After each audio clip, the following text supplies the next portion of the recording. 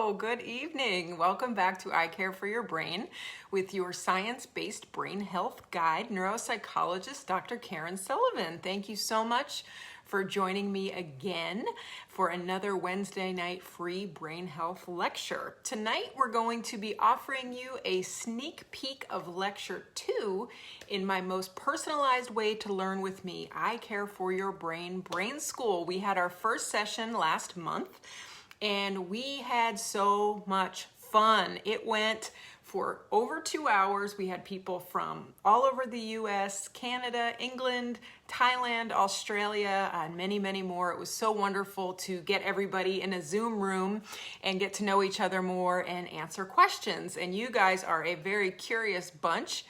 I was just bragging on all of you to some of my colleagues the other day, saying that people desperately want brain health information. They just really don't have a trusted science-based provider, a doctor, to explain it to them. We're just getting squeezed and squeezed more and more when we go to our appointments, and it doesn't leave very much time for longer conversations. And by longer, I mean, 10 to 15 minutes. So you're really not asking for too much. It's just that unfortunately, the way medical systems are going, we're getting less and less time. But there are people like me, there's a lot of people in the community who are trying alternative ways of bringing you this information directly. So the focus of the Brain School program is really prevention of cognitive impairment and dementia. And this is something that anybody with a brain should be concerned about. But the truth of the matter is that you all in the brain health community should be more concerned. And this is because as we get older and all of our body systems age, the brain is undergoing its own unique aging process. And there's certain things that are normal that happen there. Our eyes get a little bit less, well working. Our hearing goes down a little bit. We get a little bit slow with our processing speed. Sometimes recalling things, words, memories can be a little bit slower. But when a cognitive impairment is bigger than that, and especially when it impacts someone's ability to remain independent in all the areas of their life, that's when we start to worry about dementia. So those of you who follow me here on Facebook are here because you have a brain health challenge. And unfortunately, when you add normal brain cognitive aging with a brain health challenge that has some degree of degeneration to it, which most brain health challenges do, what we worry about is that you are at increased risk for developing dementia, and we don't want that. And it is not something you should be passive about. You really have to get good information and try to make changes in your everyday life. And that's really what I'm doing with the Brain School curriculum. And this information is definitely not to scare you. It's to try to make you aware of the fact that we know a lot in neuroscience and neuropsychology about how to preserve brain health. The problem is that we're not doing a very good job of getting this information out to you, and specifically how to put our insights, what we read about in scientific journals, into practical step-by-step suggestions or instructions for everyday life. And that's really what I pride myself on doing when people are my patient, what I have really enjoyed about these last 3 years with you on Facebook, and what we really tried to put on warp speed into this Brain School program. So the reason time is of the essence is one of the insights we've gained in brain health in the last few years is just how very long things are happening in the brain beneath the surface before the clinical syndrome of dementia kind of erupts to where you can see it. So there's many things going on at the level of the brain before someone starts to have memory loss, for example. In the case of Alzheimer's disease, we know now that 20 to 30 years before someone develops a memory problem, there are beta amyloid plaques building up and getting sticky and hurting and injuring brain cells. So the name of the game in all of brain health these days is the earlier, the better. And my concern is that neuroscientists know this, neurologists know this, neuropsychologists know this, but how well informed are you? Okay, so it's really not that complicated, even though when you try to really read the originally cited articles, it can just feel sometimes I have to read things multiple times. I wish that they would be written in a more accessible way. But really, how we age cognitively is based on a very simple ratio. And that ratio is things you can do that increase your risk of dementia and things that you can do that decrease your risk of dementia. And it's really a dance between three factors. One are genetic predispositions that we all have from the moment of inception.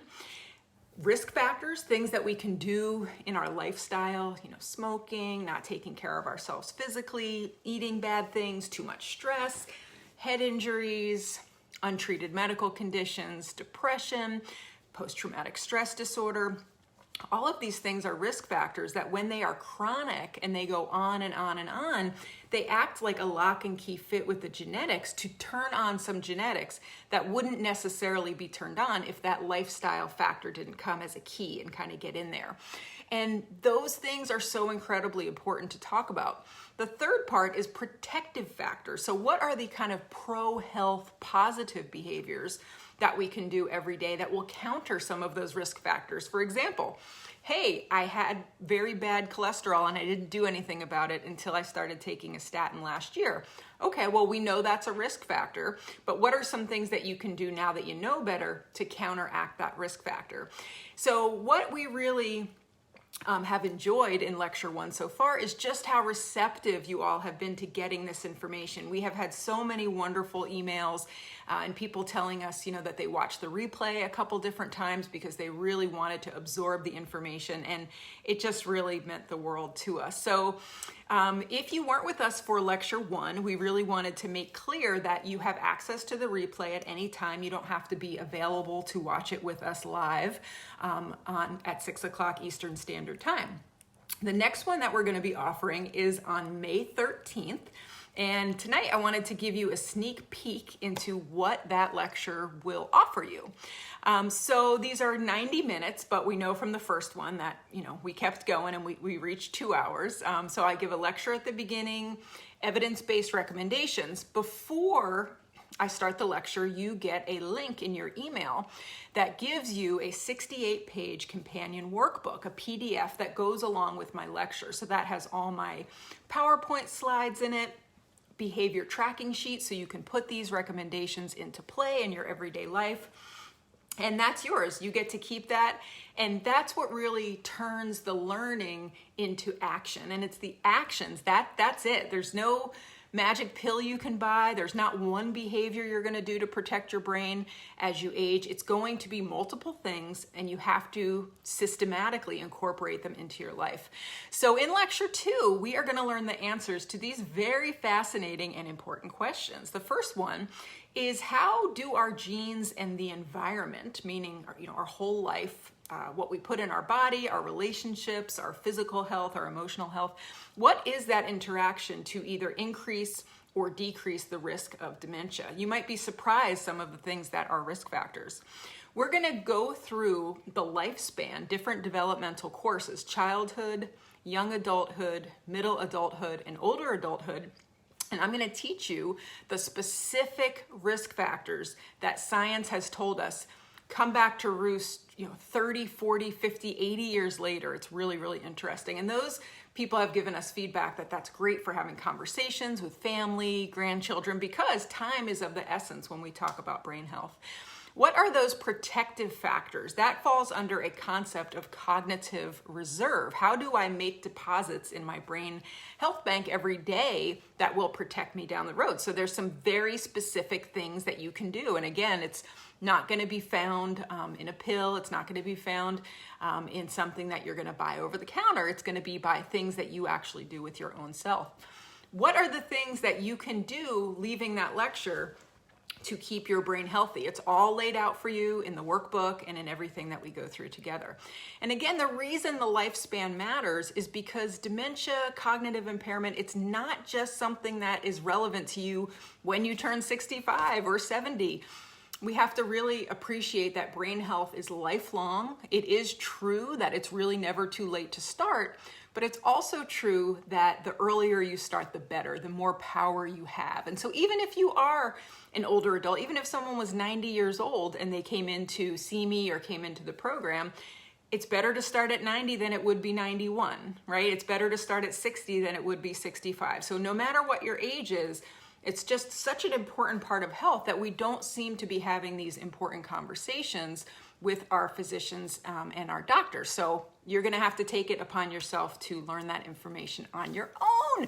So if you are not signed up yet, I would love for you to join us. You are going to see a link in the comments section that's gonna be there so you can click and sign up.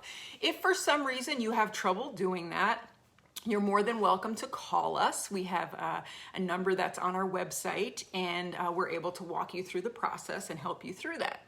My promise to you when you come into this brain health program, Brain School, is that you will feel that empowerment that comes along with knowledge, knowing exactly what it is you're supposed to do. What shouldn't I do? But I think what's critical is how do we give you the support and the tools to actually put that into daily practice? And that's the part of this program that I am most proud of. And I think where we've done a really, really nice job. We have had in our North Carolina community over probably about 5,000 to 8,000 people do this school with me, and this is the first time we're offering it over the internet, and this was really inspired by COVID, so we could have more of a close learning experience with our wonderful Facebook community, because it's really been a one-way learning experience for 3 years. So in Zoom, what's awesome is I get to unmute people and they get to ask me questions, and it's just been a lot more personalized. People can really get their individual questions answered without me being your personal doctor. So I have really enjoyed the experience, and I hope that you join me. It's May 13th. We do start at 6 p.m. Eastern Standard Time, at least an hour and a half, if not more. And the link will be in the comments section. So if you're curious about everything someone could do across the lifespan to keep their brain intact as they age, I hope you will consider joining me. Thank you all so much, and I will see you very soon. Bye-bye.